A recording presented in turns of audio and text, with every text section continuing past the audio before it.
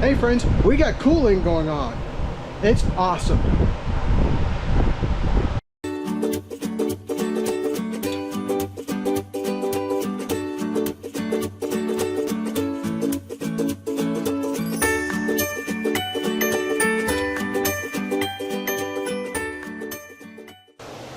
Sneaking around the back. Hi, Bug. What are you? Oh, okay.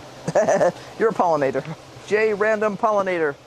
Okay, this is still producing a little,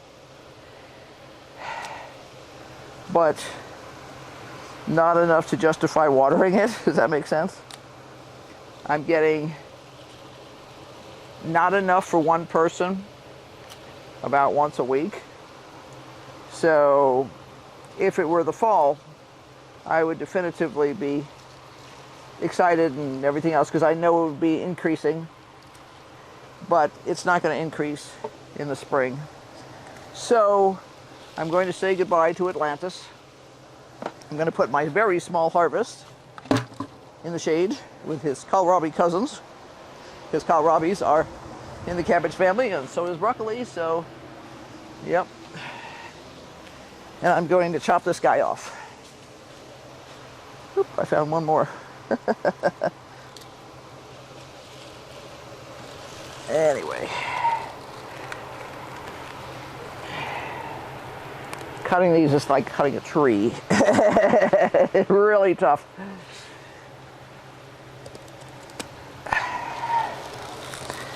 But once I get the top out, it makes it a lot easier to get the rest out of here.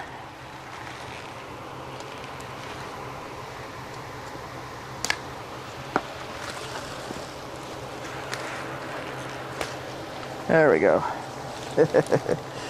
Yeah, quite the beast. I'm pulling the easily removed chunks of root out of here. Again, I want to prevent the broccoli from coming back. Not quite from the dead, but pretty close. And the best way to do that is remove most of the roots. Yeah, I may chop off my head, but that's okay. I'm just trying to show you how fussy or not fussy I'm being. I'm sort of pulling apart the fine stuff. But what I really want to get out is this big clumpy, lumpy thing in the middle, which is the main cluster of root out of the broccoli. They're quite sturdy, as I mentioned. The stem I cut was like 1.5 inches in diameter. So I want all this big stuff out of here. Otherwise, there's a pretty good chance it will actually re-sprout. And I just don't want to have to deal with that. It actually feels like there's like 20 plants in here because the crown sort of comes apart into multiple pieces. And I don't know if you could actually like grow them separately. Like if it was fall and I wanted 1 million of these, could I grow them separately? I don't know. I don't know. It's possible. I wouldn't want to count on it, but certainly if it was an emergency, I might try it. So,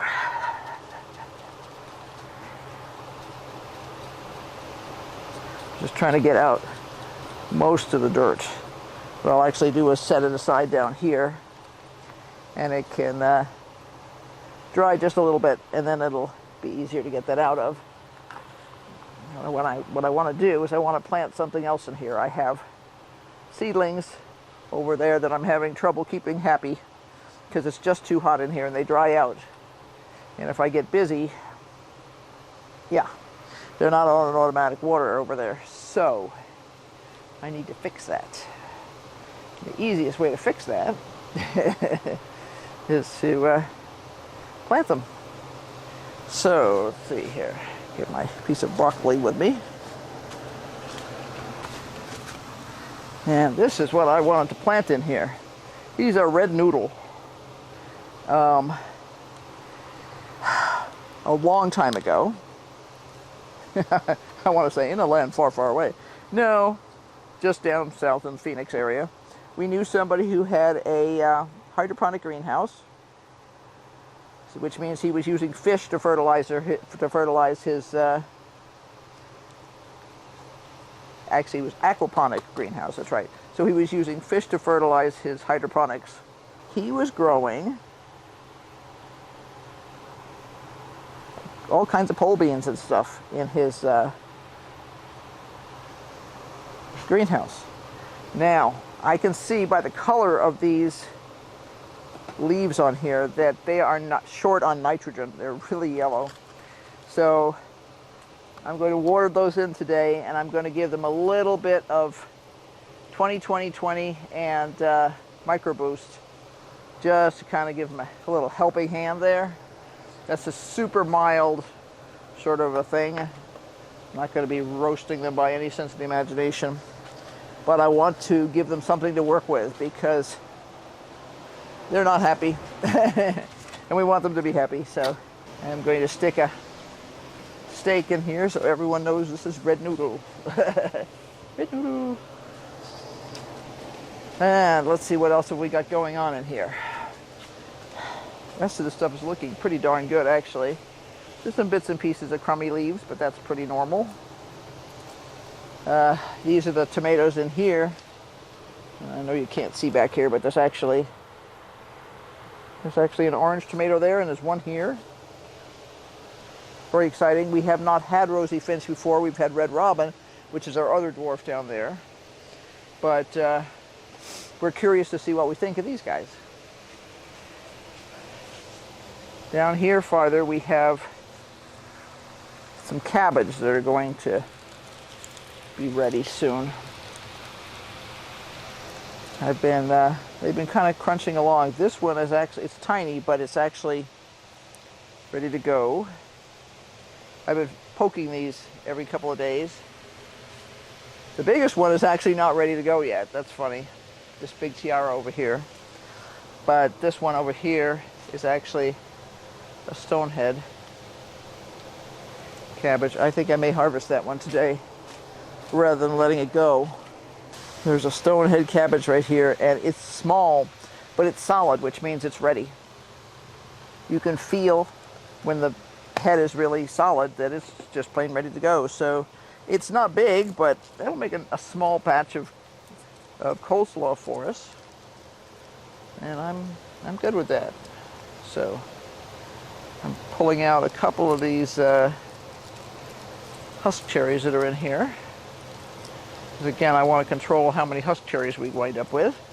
The tomatoes that are in here are Shelby's. Again, I believe that's a haste. I'm busy trying to trim off just a little bit of this base of the stem here, so I'm taking less junk in the house. But there's a little cabbage. Nothing fancy, but it was an experiment to try growing them this spring anyway, so.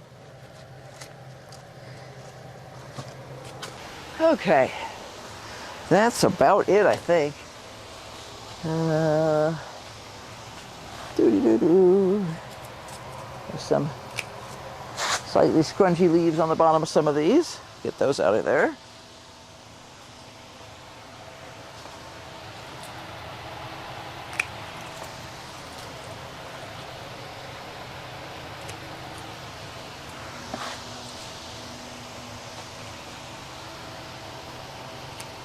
Yeah, even in the garden, I tend to clean up not the best looking leaves. I figure if there's any disease there,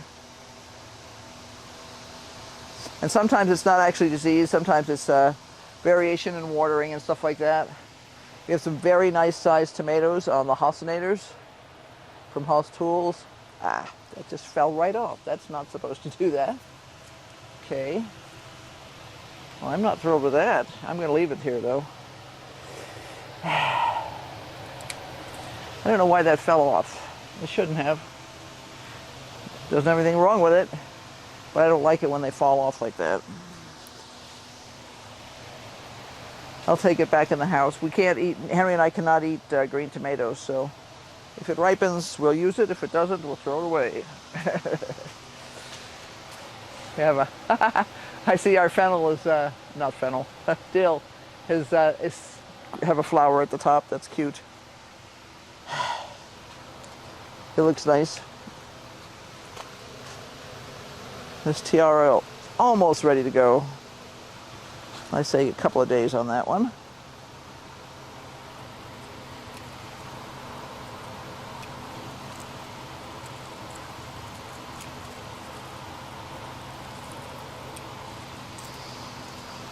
Few scrungy leaves, including one off of a cabbage. And that's it for today. I have more plants that need to be changed in some place, and I don't have any place to put them in here. So I'm not sure what I'm going to do about that.